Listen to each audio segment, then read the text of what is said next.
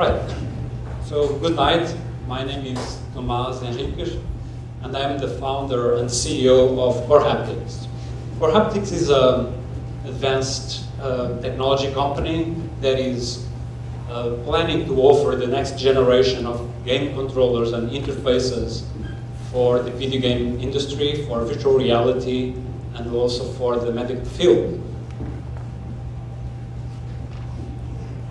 So, in the US, more than 160 million people are playing video games using game controllers. And we have seen a lot of improvement in game graphics and also in the speed of gaming engines, but very little actually has been done to the game controllers themselves. And actually, our mainstream game controllers, the Xbox controller and PlayStation controller, are using the same paradigm, which is the hands-locked controller, where motion is just restricted to thumbs and to fingers. So this is definitely not very flexible in terms of what we can do with an interface. Nintendo in 2006 was able to do something a bit different by introducing the Wiimote, motion detection based controller. But this controller, in spite of the initial success, actually has gone out of favor, even though the companies doing virtual reality have adopted this hands split design. Does not address really the fact that VR needs a controller that is good in terms of the location. When you have the hand split, you don't really are aware of where you are within the visual space. So the problem that we have, really, there is no controller out there in the market that truly replicates the way that we humans interface in the real world with physical objects, which is a tactile, a haptic, and spatial interaction. So there is definitely space, in my opinion, in the gaming market to come up with a new solution that proposes something different, where the player is going to have a controller that he or she manipulates, and that action gets translated in a very intuitive way directly into the virtual environment or real environment. So welcome to the Spring controller. The Spring controller basically uses a spring-based interface that offers a totally new design, which I call the hands-linked design. Providing new types of motion, compression, expansion, bending, torsion, shaking, and so on and so forth. So the spring gives you force feedback and also allows the integration of haptics with small hand and wrist-driven motion. And this is truly unique because it's going to allow for very intricate 3D manipulation. Additionally, the controller also features biometric feedback, heart rate sensing, basic anxiety level sensing, hand squeezing sensing, and so on and so forth. So this is a picture. It's my version that's like a bit steampunk. As you can see, some people love it, some don't, but you know. And by the way, it's over there, so please can see it at the end. You can see the spring that gives you the force feedback. Each handle has the exact same type of sensors. They work totally independent from each other. Of course, they can work also in tandem. It includes the normal joysticks and D-pads so that it's backward compatible with legacy games. And so please come see me after the talk so that you can actually try it out. As far as the intellectual property, 2 patents have been issued to protect the technology. There's also a game API that has been developed for computer programmers to develop games in the 3D Unity platform, and 2 games have also been created to highlight and to showcase the controller. So again, in terms of value proposition, the controller supports very intricate 3D movement by the integration of haptics and 3D motion. It's ideal for VR because you have your hands linked, giving you location awareness. It's truly the first of a kind, so that's that advantage in terms of a new interface.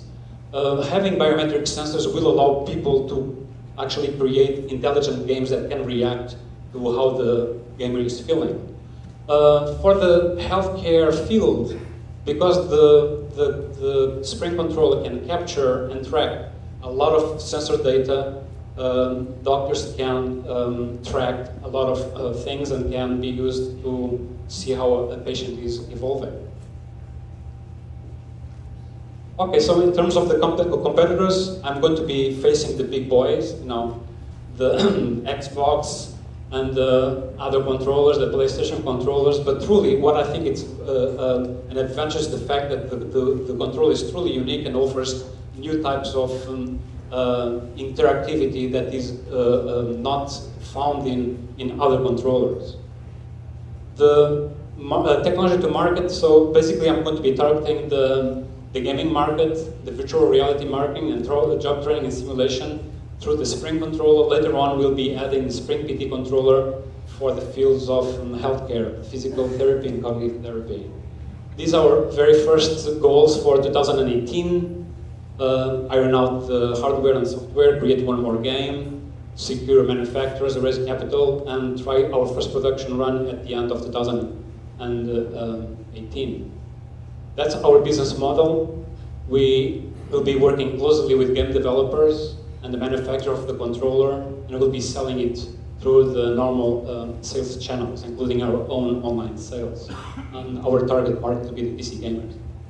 So, in terms of marketing strategy, we are already exhibiting our technology in the game conferences, and we are engaging gaming clubs and organizing game jams, and we'll be doing a Kickstarter campaign very soon. So that's our traction, but more important, I'm here to obtain contacts of people interested in investing in the gaming space, also in the medical field space, trying to create partnerships with the game developers, get your mentorship and your advice, and be able to move forward. So I am Tomás Henrique. I'm a professor of music composition and electronic music at SUNY Buffalo State. That's my day job. And I work with, and my team incorporates Susan McCartney, a business consultant at SUNY Buffalo State, and the game developer and the director of the Buffalo Game Space joint future. Please come see me at the table and try my controller, and let's try to make this spring come into the market and really have fun with it. Thank you.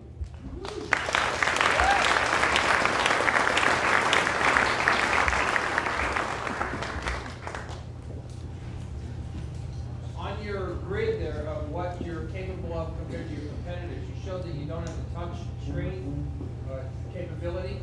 What about the unlocking of your two handles for some kind of a slider functionality to give you some of that in the at least two dimensions, the X, Y dimension? It's a suggestion that I definitely will look into. From what I have read and from what I have researched from my interaction with gamers, the controllers that have the touchpads are very gimmicky. People are not very happy with that. So a better solution needs to be found. But thank you for the suggestion. Yes.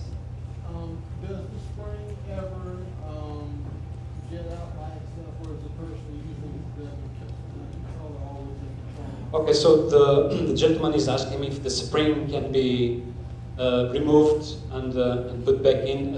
So actually, one of the controls that I'm going to be manufacturing, that Core Haptics is going to be manufacturing, will be the PT spring controller, and that will allow for the spring to be removed and for different springs to be inserted with different levels of resistance, which will be interesting for people working in PT and other types of therapies.